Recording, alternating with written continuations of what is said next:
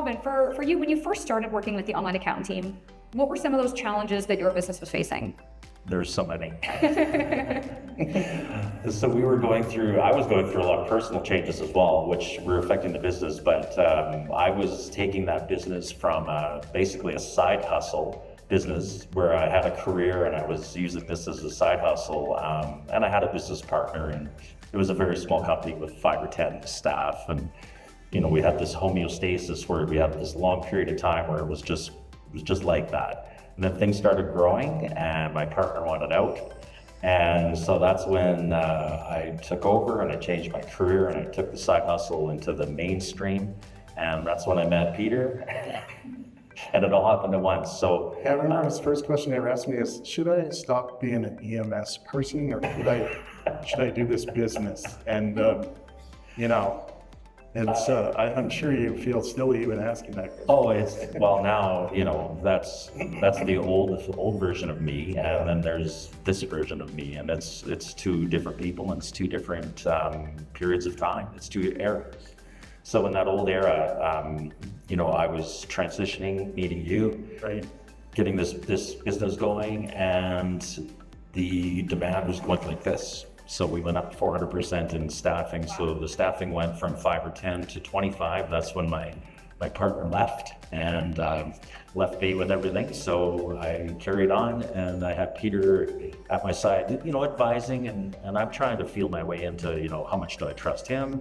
I have a bookkeeper. I have everything that, I've had in place that I trust, and it's that evolution, and things that I trusted then are completely different than what I trust now. So trust is a major factor in work. Yeah, definitely. Like, I think in the beginning you were basically a year-end client. Yeah. We, did your year ends.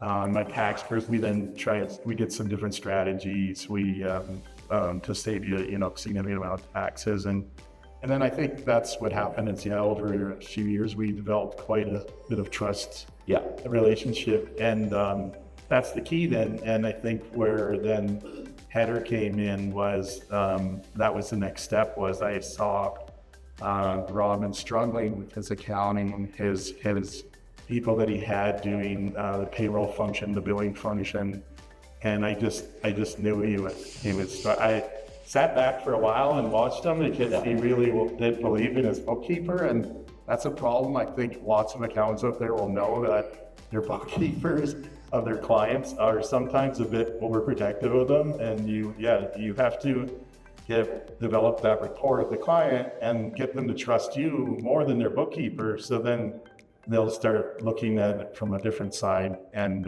that's basically how it started going.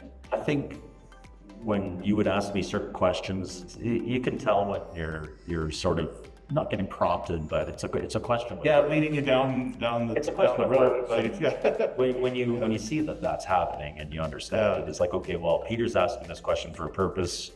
I know that these things aren't going very well. So we try to finance advice. We try different things in lieu of a CFO or a fractional CFO. Yeah, and then that's where Heather came. I said, let's sit down with Heather and talk with Heather and then see what he can provide for you and support. And I know that Heather was a really, really smart, talented guy and could really, really help him. So Definitely. I think the key thing is the trust. I mean, the story which was started by Peter took some time, 2 or 3 years, to develop that level of trust. Yeah. From where Robin started to trust him, and then when I came in, the key thing which I need to identify is that when we sit in front of the client, we try to think from the perspective that we are not selling something, but we are trying to be a business partner, where we are trying to add a value.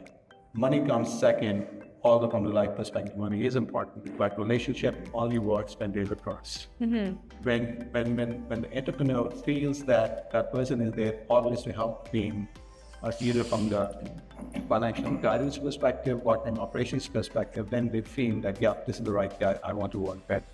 So if sometimes Robin comes in or any other entrepreneur comes in and they say that we need guidance from the contract side, although contract is not my expertise, it is more legal, but still, whenever there is a financial element, I can guide. Absolutely. Based on my expertise, I can tell them that these are the caveats you need to look at. these are the operational side, which based on my experience with other companies, you need to consider. So there are different facets to it. And all those facets should be moving towards the benefit of business. And when entrepreneurs feel that, yeah, this guy, they're always to protect our rights, our interests, then that is where the actual advisory comes in.